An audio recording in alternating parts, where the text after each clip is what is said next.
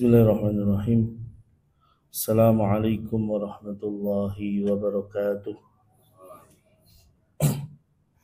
Alhamdulillah. Alhamdulillahi ala ihsanihi wa syukru lahu ala taufiqihi wa amtinanihi. Asyhadu an la ilaha illallah wahdahu la syarikalah wa asyhadu anna Muhammadan abduhu wa rasuluhu sallallahu alaihi wa ala alihi wa ashabihi wa man sara ala nahjihi wa istanna bi sunnatihi ila yaumi liqaihi. Qala Allah ta'ala ya ayyuhalladzina amanu taqullaha haqqa tuqatih wa la tamutunna illa wa antum muslimun.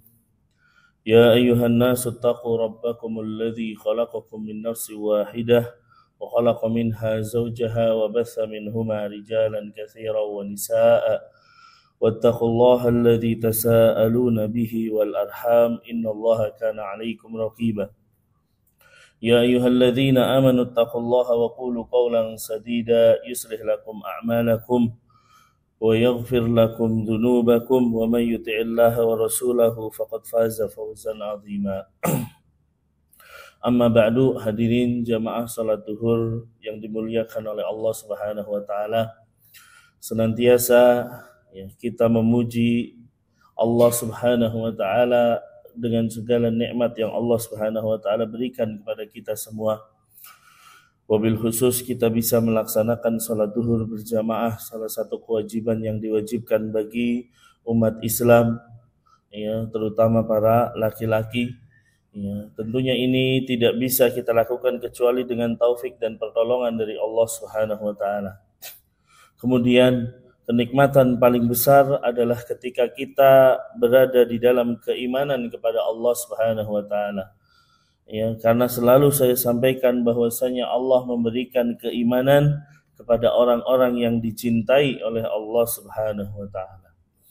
Hadirin yang dimuliakan oleh Allah Subhanahu wa taala, dalam sebuah ayat di dalam Al-Qur'an Allah Subhanahu wa taala berfirman, "Ya ayyuhalladzina amanu qu anfusakum wa ahlikum nara wa quduha an-nas wal hijarah 'alaiha malaikatun ghiladun shidadun la ya'sunallaha ma amarahum wa yaf'aluna ma yu'marun."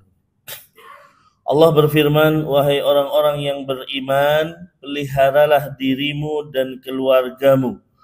Jagalah dirimu dan keluargamu dari api neraka yang bahan bakarnya adalah manusia dan batu.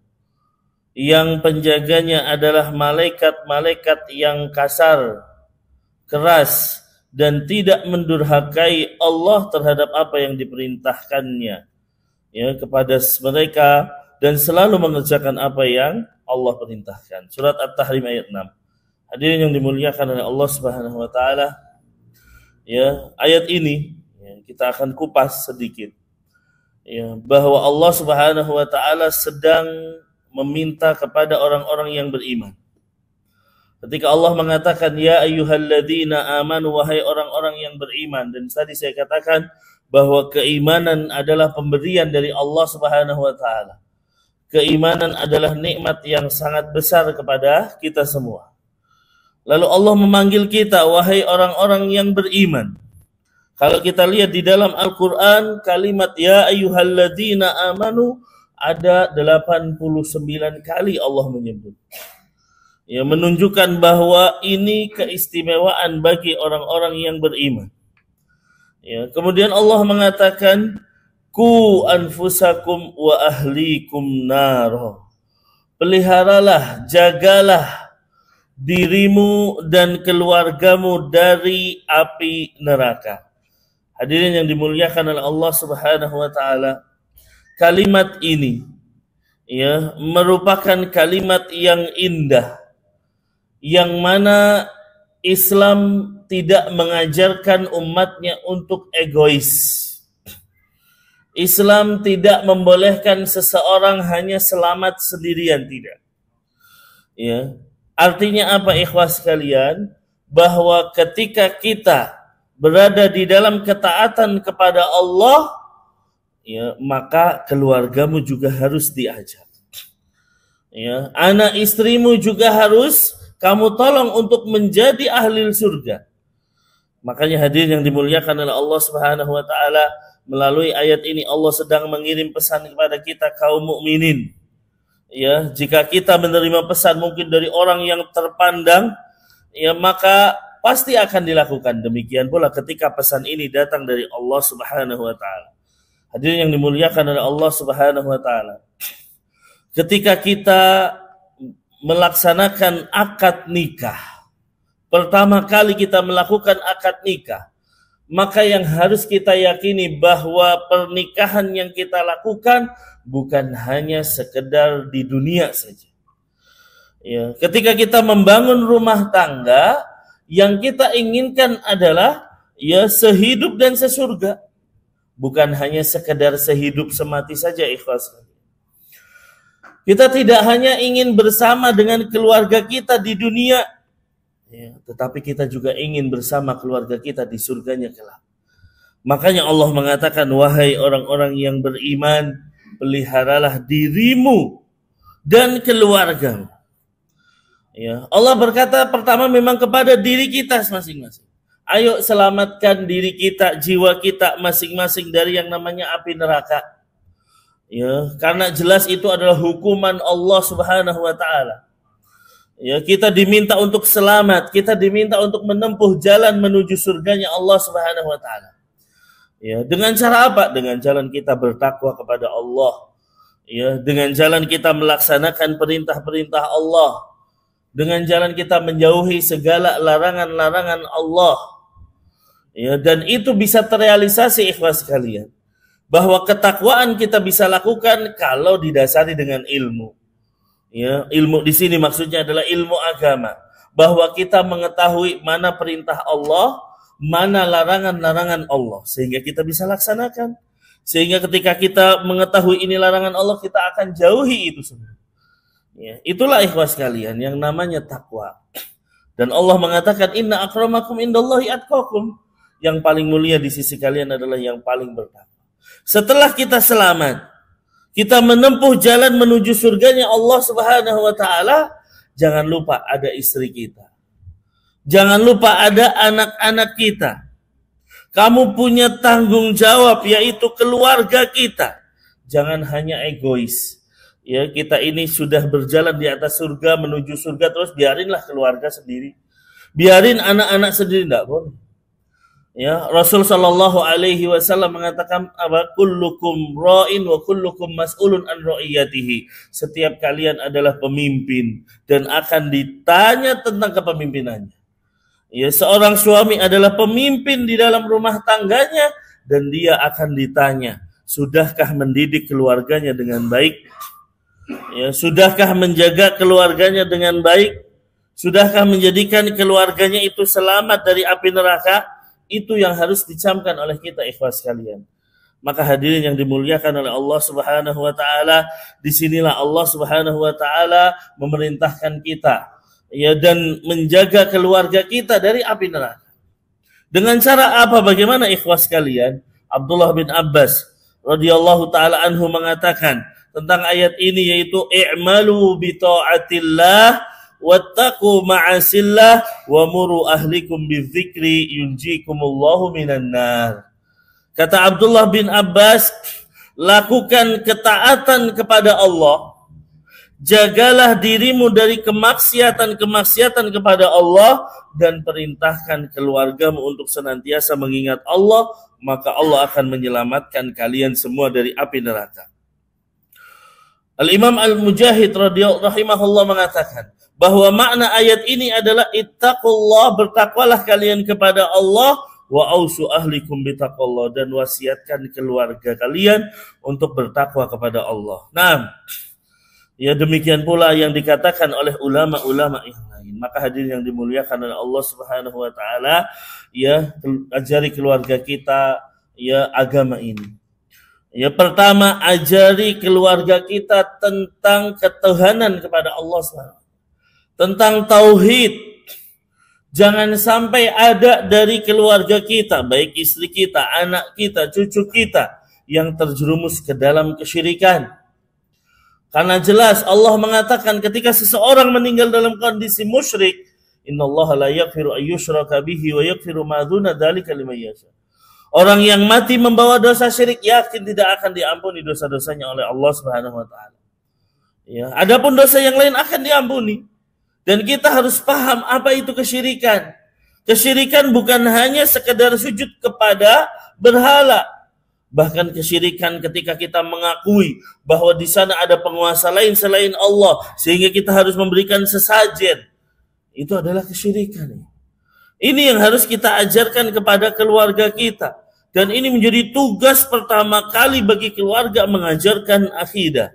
Makanya Rasul mengatakan, iftahu ala sibyanikum awwala kalimatin bila ilaha illallah. Dalam hadis riwayat Al-Baihaqi, Rasul mengatakan, ya bukalah pembelajaran kalian kepada anak-anak kalian, yaitu ucapan la ilaha illallah. Ya, agar paham makna la ilaha illallah, bahwa tidak ada Tuhan yang berhak disembah kecuali hanya Allah Subhanahu wa taala. Makanya Nabi pernah mengajari seorang anak kecil, ya. Gimana pengajarannya? Yaitu Nabi mengatakan ihfadillah yahfadka, jagalah Allah niscaya Allah menjagamu. Ihfadillah tajidhu tujahaka, jagalah Allah maka Allah akan membimbingmu. Ya, idza sa'alta fas'alillah, kalau kamu minta, mintalah kepada Allah. Kalau kamu minta pertolongan, mintalah pertolongan kepada Allah. Ini pengajaran tauhid. Bahkan Nabi mengatakan, ketahuilah, kalau seluruh manusia berkumpul untuk memberi manfaat kepadamu, kalau Allah belum menakdirkannya, maka tidak akan bisa memberi manfaat. Ya. Ketika seluruh manusia ingin membahayakanmu, menyakitimu, ya, tetapi kalau bukan takdirnya, Allah tidak akan menjadikan itu bahaya untukmu. Ya, dan pena-pena telah diangkat, lembaran-lembaran telah kering. Hadirin yang dimuliakan oleh Allah Subhanahu wa taala, inilah pelajaran pertama yang harus diajarkan kepada keluarga kita. Makanya ya kita lihat Nabi Yakub alaihi salam, ketika mulai tanda-tanda kematian kepadanya, maka beliau bertanya kepada seluruh keluarganya. Ya, yang ditanya bukan apa yang kalian makan setelah aku meninggal, tidak. Tetapi yang dikatakan oleh Nabi Yakub, ma ta'buduna min ba'di, apa yang kalian sembah ketika aku sudah meninggal. Ya. Artinya apa? Ingin menjaga tauhid. Jangan sampai ketika Nabi Yakub meninggal, ternyata mereka melakukan kesyirikan kepada Allah Subhanahu wa taala. Kemudian hadirin yang dimuliakan oleh Allah Subhanahu wa taala, ajari anak-anak kita juga ibadah. Ya, setelah kita bicara syahadat la ilaha illallah, di sana masih ada rukun Islam yang lain, yaitu salat, yaitu puasa dan ibadah-ibadah yang lain. Makanya Nabi Shallallahu Alaihi Wasallam memerintahkan kita untuk mengajari anak-anak kita ketika berumur 7 tahun. Ajari terus sholat. Ya, begitu sudah sampai 10 tahun, maka berilah sedikit pukulan yang tidak menyakitkan, bahwa Anda sudah harus sholat, wahai anakku. Ya, umur Anda sudah 10 tahun. Ya, maka sudah harus salat. Maka hadirin yang dimuliakan oleh Allah Subhanahu wa taala, Allah berfirman dalam surat Thaha ayat 132, wa'mur ahlaka bis-sholati wastabir 'alaiha, dan perintahkanlah keluargamu untuk mendirikan salat, ya, dan bersabarlah kalian dalam melaksanakan salat. Maka hadirin yang dimuliakan oleh Allah, ketika Rasul perintahkan kita untuk mengajari anak kita di umur 7 tahun, bukan hanya salat, ajari juga puasa ketika bulan Ramadan, ya, ajari ibadah-ibadah yang lain, ya, supaya anak kita tumbuh dalam agama. Makanya doa Ibrahim untuk agar keluarganya menunaikan salat ada di dalam surat Ibrahim ayat 40. Rabbi ja'alni muqimas shalah wa min dzurriyyati. Ya Allah, jadikanlah aku termasuk orang-orang yang menegakkan salat, ya, dan juga keluargaku. Ini yang kedua, ikhwah. Ajari ibadah. Ajari kemudian rukun iman. Lalu yang ketiga adalah ajari akhlak mulia. Ajari anak-anak kita akhlak yang mulia. Kita hidup saat ini berada di dalam generasi yang akhlaknya sudah mulai merosot. Ya. Kalau kita tidak mengajari anak-anak kita, bagaimana dengan yang lain? Jangan kita sandarkan anak kita kepada sekolah, kepada madrasah, kepada pesantren, tapi kita tidak pernah mengajari anak kita. Lihatlah Nabi Shallallahu Alaihi Wasallam mencontohkan pendidikan akhlak. Ketika ada seorang anak kecil makannya, ya kemana-mana tangannya, kemudian tidak membaca bismillah, maka kata Nabi, ya gulam, wahai anak kecil, makanlah dengan menyebut nama Allah, makanlah dengan tangan kananmu, dan makanlah apa yang ada di dekatmu. Ini ikhwah. Jadi Nabi mengajarkan kita agar kita mendidik dan mengajar akhlak kepada anak-anak kita.